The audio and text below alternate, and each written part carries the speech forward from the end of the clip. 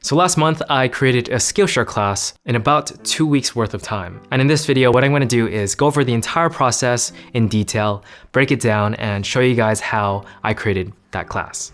Trial number 1, choosing the course topic. Trial number 2, structure and outline the course. Trial number 3, scripting. Trial number 4, production. Trial number 5, editing. Trial number 6, publishing to Skillshare. As you can see, I've also included the amount of time that it's taken me to accomplish each trial. And if you see 1 day on the chart, it basically just means about 8 hours. Of course, you don't actually have to do this entire project within 2 weeks, but I do believe that if you optimize your time, you can definitely achieve it in 2 weeks. Trial number 1, choosing a course topic. So I think this is definitely one of the easier trials.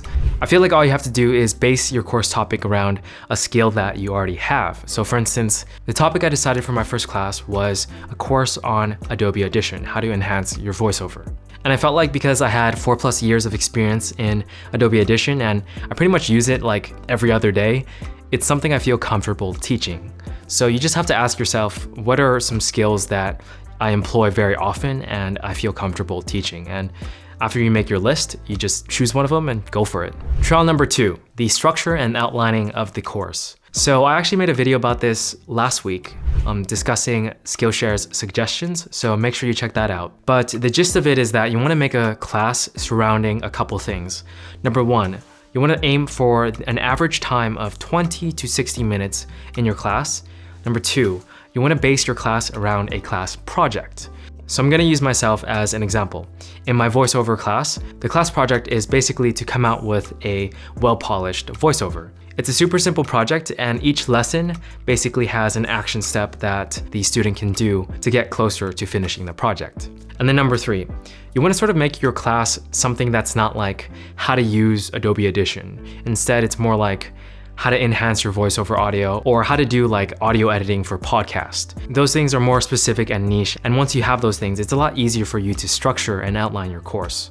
So after you go through that checklist, you'll have a class that has a natural sequence. So for instance, for mine, in order to teach people about how to create a voiceover, I have to first show them how to use the basics of the program, and then how to use the effects that enhance the voiceover audio, and then how to clean up the audio and create a finished product. So basically each lesson is gonna go through what you would do for your project in chronological order.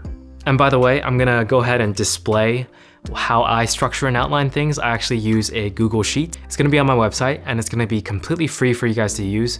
It's how I structure every single course. Basically all I do is break it down into modules, then write down the title, and give each lesson a mini description. So that is how I outline and structure my classes. It's basically just the question of how would I teach my past self if I were to do this over again. Okay, trial number 3. This is when things get a lot harder because scripting in bulk is pretty tiring. So I sort of split this up into 4 different days. I will say that I believe you should script everything first before recording your videos, because once you script something and then you go to the next script of the next lesson, you might find out that, okay, I actually wanted to mention this in the previous lesson. So if you already recorded your previous lesson, you can't really mention it anymore, and then you're gonna sort of like mention something you should have mentioned before in a lesson that doesn't make as much sense. So basically in the 4 days, what I did was I scripted the lessons first, and then I scripted the introduction and conclusion. This was because like after I created the outline, I was like very unsure about certain parts of it. So what ended up happening was, okay, I'm just gonna script the first lesson, then the next one, and then I'm just gonna keep going until like, okay, it becomes clear to me that there are certain parts that are missing that I need to fill in. And then that's when like I start shifting things around in terms of the sequence. And at the very end, after I have it down and it feels good, that's when I script the introduction, and it's a lot easier to say, I'm gonna teach you about this, this, and that in this order, because you basically scripted your entire course at that point. And in terms of tips for just how to script, honestly, what I do is just stream of consciousness scripting. So I just make an outline for the entire lesson. So if I'm gonna teach them about Adobe Audition, I'm gonna be like, okay, this first lesson is gonna be on mic technique and how to set up the settings. So the first section is gonna be how to open Audition and change the preferences.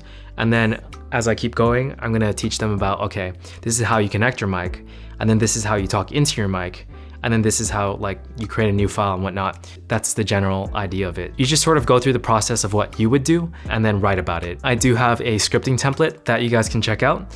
It's very simple. It's just like boxes where you have a headline saying that this is the topic, and then you just write like a paragraph on it. All right, trial number 4, production. So for my class specifically, what I decided to do was record the intro and outro of each lesson on camera, because Skillshare says that, you know, you want to vary your shots. You don't want it to be like entirely screencast or entirely like me talking to the camera.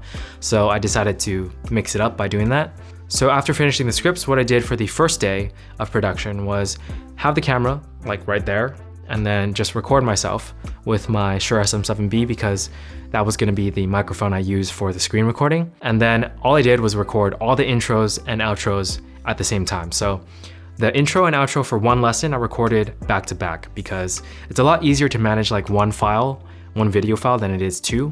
So I would record the intro, like look at the script, my computer's here, look at it, then look back to the camera, say my script. If I make mistakes, check back on the script, do it over and over again until I get it right, and then move on to the outro. It's still the same recording, and then I just finish the outro, and then that's when I turn off the camera and basically move on to the next one. It was just like back to back to back to back each lesson, instead of recording the intro and then doing the screen recording and then recording the outro and then doing the next lesson, same thing like that. That's like you're switching between different tasks, so it's a lot harder to do that than it is to just like do one sort of type of task at a time. So after I finished recording the intros and outros for the camera, I started to record the voiceovers. And for the voiceovers, it's a lot easier.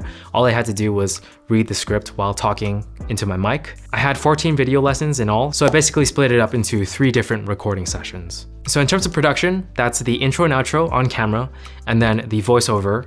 And the third step was recording the screencast. And again, for this project, what I ended up doing was doing this step while I was editing. And I feel like what happened naturally was while I did the screen recording, I felt like I just wanted to do it again. Like I felt like I was just more efficient that way.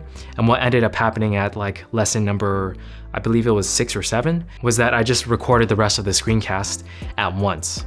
So how I did it was I had my script on my iPad, and then I would just look at the script and then sort of pretend like I was reading the script while I was controlling the thing for Adobe Audition. So like if the script said, okay, open up preferences, what I would do was open up preferences on the computer, and then I continue to read the script and then just like follow it, sort of as close as to like how I would say it at that pace, so that I wouldn't have to do too much like editing. So that's how I approach the screencasting element. So again, if I were to redo this, number 1, I would record the intro and outro. Number 2, I would record the voiceover, all of it. And then number 3, from there, since I already have the script, all I have to do is record all the screencasts at once. And that's pretty much the production phase. Trial number 5, editing. So I did some production stuff like the voiceovers, and I did some editing on it.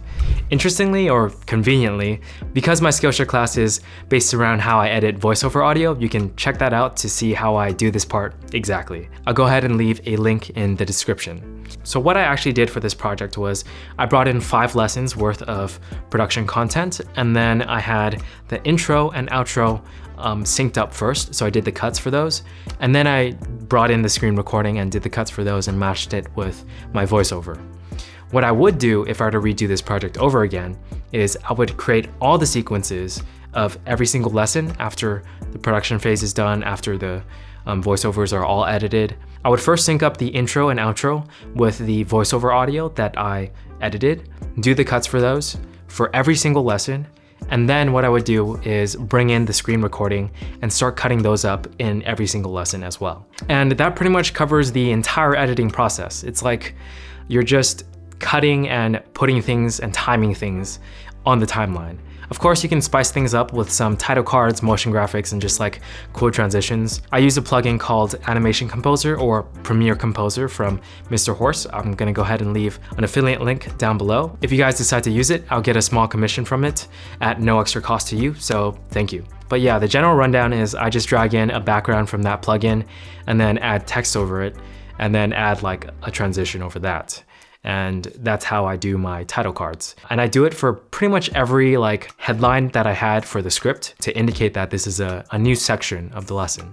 And that also helps with varying like the visuals so that the students don't lose interest. I'm not gonna get into the specifics of how to edit in Premiere Pro right now. You can subscribe to this channel. I'm definitely gonna cover a lot of like small tips, like how to keyframe and zoom into certain parts of the screen to make it like easier for people to see what you're talking about. So yeah, just be sure to subscribe for that. And you guys can also leave suggestions in the comments down below on what you want me to cover. And that is pretty much it for the editing phase. It took me about 6 days to complete all the edits for the lessons, but I do think if you do the more efficient way that I mentioned, where you do everything in bulk, then it'll be faster. Trial number 6, uploading to Skillshare. So this is the final trial, and it is probably the easiest one, to be honest. So what I did was every time I finished creating a couple lessons, like for instance, editing, it takes more than 1 day. What happens is I just render and export all of it at night. So that would be like maybe 3 or 4 lessons. And then afterwards I'd wake up and watch over the lessons and make sure they all look good. And then I just like drag it in Skillshare and rename it from there.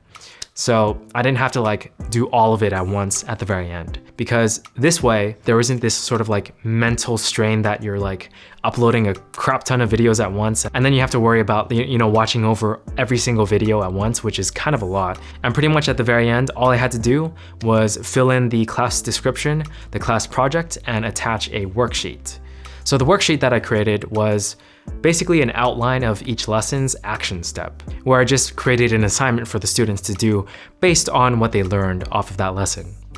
But yeah, after that, all you gotta do is hit publish, and you've basically created your first Skillshare course.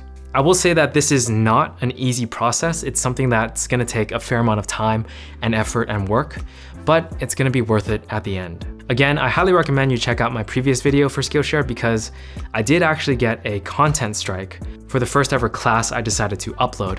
And that was a course I made previously and not the one I talked about in this video. So if you wanna know how to avoid that, make sure you watch that video. I hope you guys found this video helpful. If you did, consider giving it a like and subscribing. Again, let me know if you guys have any questions in the comments. Thanks for watching. I'll check you guys in the next one.